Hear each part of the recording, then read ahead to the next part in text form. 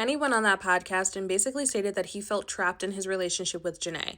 He goes on to say that he tried on multiple occasions to express himself to Janae and talk about how he wasn't into it, how he was feeling. He wasn't feeling well about the relationship.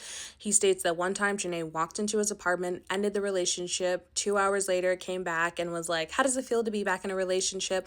And he just talked about how he felt like she was playing with his emotions and that he just really couldn't break up with her. The verbiage that he actually used, he said the reason why he didn't want to break up with her because he was not sure if she would erupt or not.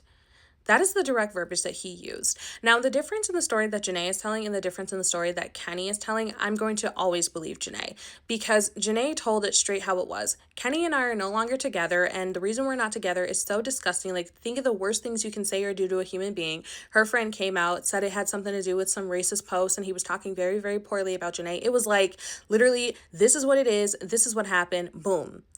Kenny, on the other hand, the way that he moved ever since the breakup was announced has always been shady to me. It's always been weird. It's always been odd. If you listen to the entire podcast that Kenny was on, he does this whole deep dive into his personal life. And I grew up in the Bronx and my mom wanted better for me. My mom always pushed education. My dad wanted me to be a baseball player. And I went to a boarding school in Pennsylvania. Like, it's like he's creating this narrative that like everybody can be like, oh, poor Kenny. And then he just gets into this part about Janae where he makes it seem like, I don't know, it's just weird. I think that he could have told the story like straight up. Like, Janae is actively saying right now on her social media, Kenny, give me permission to drop these text messages, that'll be all.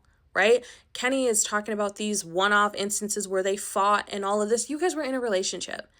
You guys were in a relationship for a full year. You're going to have arguments. You're going to have disagreements. Like, why are you highlighting? It just seemed like he was focused on creating a narrative to be able to get people to feel bad for him rather than just be straight up like, here's my side of the story. She called me a racist. I'm not a fucking racist. Here's the proof. I don't know.